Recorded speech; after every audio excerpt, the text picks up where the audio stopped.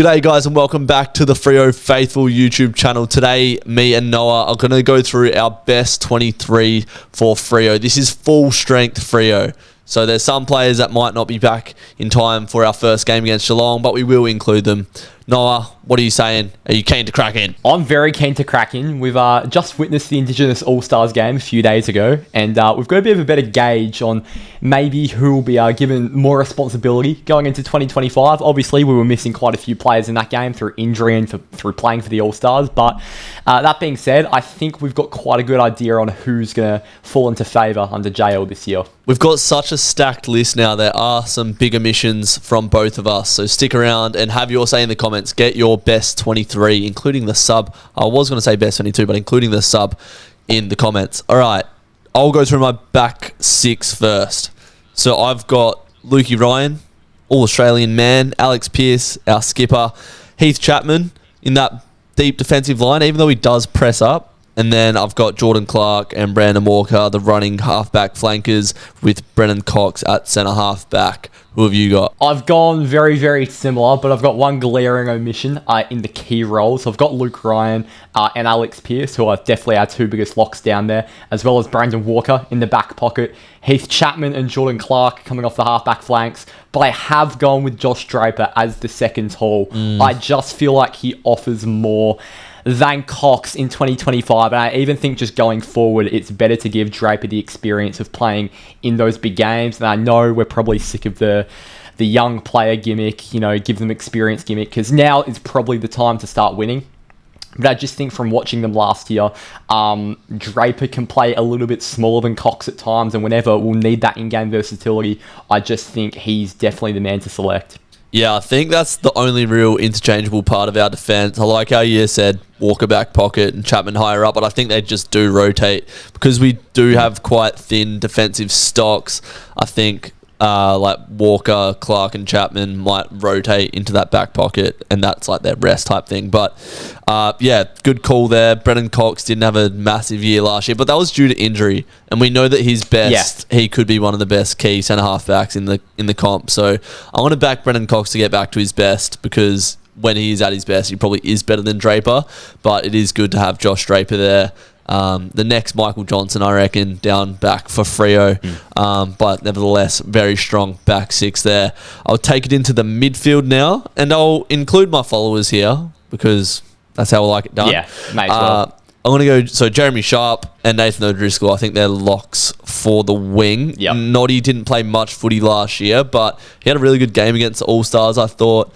And yeah, just give him that left foot on the wing and his running, his agility. I think we need him out there. In the followers, I've got Sean Darcy. He's definitely a best 23 player.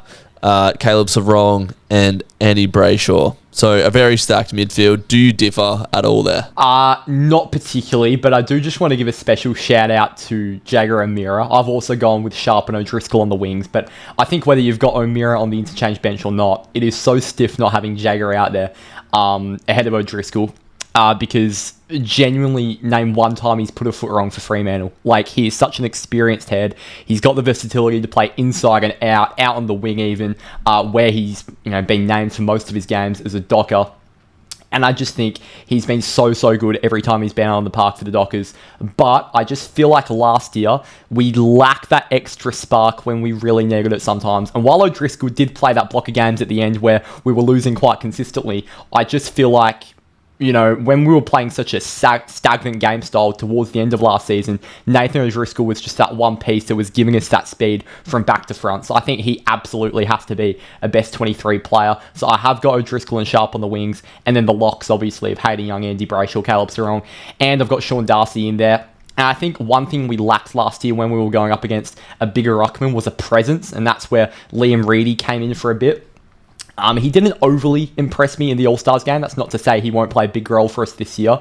And I know some outsiders, some would prefer Jackson maybe in the ruck over Darcy, just due to his freakish athleticism out the middle, a very unique ruck style. But I just, don't see how Darcy doesn't find a way into this 23. Yeah, a fit Sean Darcy is just a great traditional ruck that has the endurance to go with those bigger rucks in the competition for 4 quarters. Jackson's more that explosive type effort type ruckman that can go in there and provides a big headache for the second rucks of other teams. It's a good point you make about O'Meara. I think he really grew well into the season last year, but as you said, when O'Driscoll came in, we just saw how evasive he is. He breaks lines, and that's definitely what we need late in games when we're going to win. All right, moving to the forward line now. This is exciting. This is very exciting. We've got Shea Bolton, Josh Tracy at half forward, and Michael Frederick. Didn't see too much of Bolton in the All-Stars game yesterday, but Michael Frederick really stood out. He's got that absolute gun-straight set shot. Every time he steps up to the plate, when he takes a mark inside 50, you're confident he's going to kick it. And just so hard to catch. Just such fast half-forward flankers there. And then Josh Tracy, a fan favourite. We love the big kahuna. And then in the forward pocket, I've got Sam Switkowski with Jai Amos one out in the square and Luke Jackson starting in that front 6. So we've got 3 tools there. And then the speed and evasiveness in Bolton, Switkowski and Frederick. What do you think? Yeah, I agree completely. That is indeed my forward 6 as well. A point I want to make about Michael Frederick is before the All-Stars game, in fact, the day of, I was sort of just discussing Freo's best 22 with someone, and one of the question marks I had about our front 6 was Michael Frederick. I just felt like he went missing through patches last season where we really needed him to step up. And he's probably, in my eyes, the most interchangeable out of that front 6. However, I think I just got woken up rudely when he went and kicked 3 on the All-Stars in a display that wasn't all that forward for Fremantle. I didn't think Tracy and Amos got the service they really would have wanted. It was a difficult game to get the ball down there, don't get me wrong, but before the game I had Frederick as probably our most interchangeable in that front 6, but coming out of it, he's one of our most locked in. He provides such a spark, very versatile. He can play in that high half forward role, and overall, I think he has to be in there. Sam Switkowski is an interesting one heading into 2025 because he provides the pressure that I think complements with a guy like Shai Bolton and even Michael Walters if you have him in there really, really well. You just wonder for how much longer is he a best 23 player with the limited goal output he brings. I'd compare him to a guy like Alex Neil-Bullen in the way where he complements other small forwards really nicely. But I just think Neil-Bullen provides a bit more threat on the scoreboard. And I really think that's something that Sam Switkowski needs to add to his game in 2025. And then you've got the obvious 3 tools in Tracy, Amos and Jackson, with Shai Bolton in that high half forward role. He can drop a bit deeper and he can also pinch it in the midfield. So yeah, it's a really, really nicely laid out front 6. Yeah, I love Switter. I get what you mean, like he maybe doesn't hit the scoreboard as much, but I think when you add someone like a Shea Bolton in, he's capable of kicking 40 plus goals anyway. Frederick, he is one of those players that, like, when you're playing well, he'll kick 3 or 4, but when you're struggling, he maybe doesn't step up to the plate as much. But he's just one of those flair players, similar to a Shea Bolton type. So as long as they get the service, I think Frederick is primed for a good year. I'll head to the interchange now. This is where we do differ a fair bit. Yep. I've got O'Meara on the bench.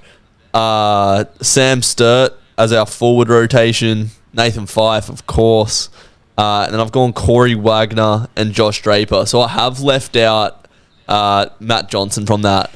Not that I don't like Matt Johnson. I love the big body that he brings, and I think he could be a really good player for us. I just feel like at times he turns the ball over a little bit too much. He's a very composed player, but he does get caught holding the ball a lot. He can sort of, turn the ball over in tight areas. Whereas I feel like Jager O'Meara, if the game was on the line, I would rely on him more. So I was tossing up between O'Meara and Matt Johnson. I think at this stage, I do just like O'Meara a little bit more. Sam Sturt, the obvious forward rotation. He had a good 2024. Fifey as that inside mid rotation. Corey Wagner played really well yesterday in that All-Stars game, I thought.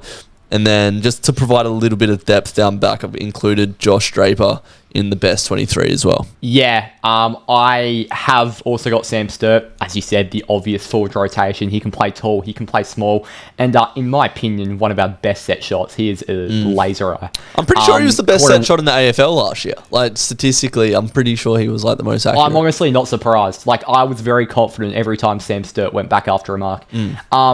Corey Wagner, I've got in there as well. Yeah, as you said, played very well in the All-Stars game. And I just think every time he steps up, he's one of those it steps up, does his job. He gets better every sort of week, eh? Like, back end of last year, he's sort of shown consistent improvement. And big credit to our list manager, by the way, for getting Corey Wagner. You know, got delisted by a struggling North Melbourne team, a struggling Melbourne team, and ended up finding a home at the Dockers, where he's played quite an important role for us over the past 2 years. I've also got Jaeger O'Meara in there, who was a bit of a borderline call. I've gone Murphy Reid, which is a bit outlandish, but I'll explain why a little later. And I've got Michael Walters in the sub role. Jaeger O'Meara is one where I've pretty much gone with the same logic as you. When the game is on the line, whose hands do I want the ball in out of Johnson, Fife and O'Meara? And as hard as it is to say that about Fife, in 2025, Jaeger O'Meara, over the past couple of seasons, has shown why he is so important to this Dockers lineup. I just couldn't justify leaving him out of my 22. He is so important, whether it's through the rotations, having an experienced head out there. I really love Jaeger O'Meara as a part of this 23, and it really pains me to leave Johnson and especially Fife out of this side, but I'm sure those two will play a sufficient amount of games this year. You know, whether that's just based on form, we might be chopping and changing that midfield week in, week out. Hopefully we find a consistent 23 we can keep putting out there, but I'm sure those guys won't be starved of games. And I was a bit iffy on, you know, out of the smaller guys, whether that's an extra midfielder or an extra forward to chuck in the 22. So I've landed on Murphy Reid, who I feel like is our most in-between guy. He's a bit shorter, but he's got the ability to play up as a high half forward. I've seen him play a bit deeper in the forward line at some of our intra clubs. He's played a bit of wing and he has played a bit in the midfield. So he's probably our most versatile guy in this 22. And I just feel like that will come in so clutch when we need a guy to step into a role, whether that's an in-game injury or a guy just not performing. I think having a guy like that in the 22 is really important to a successful side. I'm sure he won't play every single game. It's his first year. There's not a lot of pressure on him. But I do feel like he will play a vital role for us. And I've also got Michael Walters in the sub role. I just feel like we needed an extra forward there. And if you were to ask me in 2025 who's a better player out of Fife, Johnson and Walters, I'd probably put Walters at the bottom of that list. But it's just purely how or what you need in a squad, and I feel like Michael Walters serves that need. Leaving Fife out is a big call, especially for a young fella like Murphy Reid, but I do like that you've included O'Meara and Reid because they can play forward, midfield, like inside or out, so they do give us that versatility. A bit thin in our big back rotations there, but as I said when we first started filming this video, before we started filming this video, I'm glad that it's not my job to choose the best 23 because this is actually tough. I know. Some big omittance there. Neil Erasmus. I don't know where he fits into this team. Like, I really want Neil Erasmus to do well, but I just don't know where he fits. Like, maybe he plays that Sam Sturt role for a while if he can get in and plays a bit more forward or half forward. But I just don't see him being a best inside mid for us. I've left out Walters, but he can come in at any time, and he will. Cooper Simpson, I liked his game against the All-Stars. Johnson's obviously the glaring omission for me. Bailey Banfield gets that sort of back seat now as we get more talent into the side, which I'm fine with, but he can do a job when he needs to come in. And James Aish, a player that's never really done anything bad at the football club. He's actually like such a handy player to have, can play a variety of roles and just tag or play in defence, play on the wing, do a tagging role as an inside mid as well. We've got so much depth now, and our depth will be tested throughout the year, so it's good that we've got all these options and versatility that we can play sort of different styles for different games. But I think overall, Justin Longmuir will want to keep the same 23 week to week if you can. Yeah, you were saying just before we started filming, you've got to have some sympathy for James Aish. Like, the guy has been such a good long-serving member for the club. I reckon he's played close to 150 games for us, and he has never put a foot wrong. I cannot name a bad James Aish game for Fremantle. But with the younger guys coming through, it's just how football works. But I'm sure he will play some games throughout the year, whether that's as a sub, most likely, or in the 22. I do feel like he'll serve a role for us throughout the year. My main omission, obviously, is Brennan Cox, who, you know, on the bench. Honestly, I'm just looking at it from a whole squad point of view. I looked at when we played our best football last year, we had 2 talls in the squad, and I feel like we'd be wasting a spot if we included a third. Like Draper, Pierce, Cox feels a bit overkill. But if you look back to when Pierce and Cox were last playing together at their best, that was 2022 when we nearly made a deep finals push. So Brennan Cox very easily could be in this best 22, and I would not be sad whatsoever. He's such a good footballer. And he probably will be. He more than likely will be. Maybe I'm just being silly. I probably am. But the comments are going to let me know about it. Yeah. But I just feel like Josh Draper offers more at this point in time. Fair. As you mentioned, Bailey Banfield, just how football works. He's going to go down the pecking order a bit, but he will be a nice deputy to have. We haven't even mentioned like Quinton Narkle. Like, he's a very, very serviceable footballer. I'm sure he'll get his debut sometime throughout the year. He's been in rehab for a bit of preseason, but I'm sure he'll get his body right at some stage. Loved Cooper Simpson's game against the All-Stars. There was this one passage where he just made this incredible spin past 2 players and darted it into our 50. It was such a good passage to play, and it really reminded us what a flary player we have in our hands. Yeah, very Simo. skillful. I hope Erasmus isn't that guy that's too good for Waffle, not good enough for AFL, because every time I've watched him at AFL level, it just hasn't filled me with as much confidence as I would have liked out of a top 10, top 15 pick. Yeah. But, that Waffle Grand Final last year, for example, he won the medal for best on ground. He was absolutely outstanding. We know his talent, but can he put it together for the Dockers at AFL level? I'm not so sure. I'm not sure if he's too good for Waffle, not good enough for AFL. I think he is good enough for AFL, but is he good enough to play for the Dockers? I don't think so at this time. I just don't know where he fits. I'd agree with that. But if you can fight for his spot and earn his spot in the team and keep it, then fair play to him. But it is a tough one.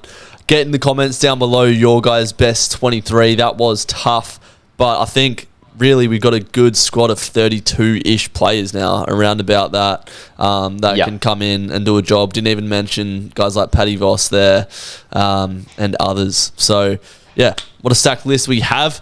Get in the comments down below, leave a like on the video. We're going to get to 100 subscribers after this video. That is the goal. Hit subscribe if you haven't already. It's happening. Get us to the 3-digit milestone. Thanks for joining me, UCAT. We will see you in the next video. Take care. Until then, see you next time.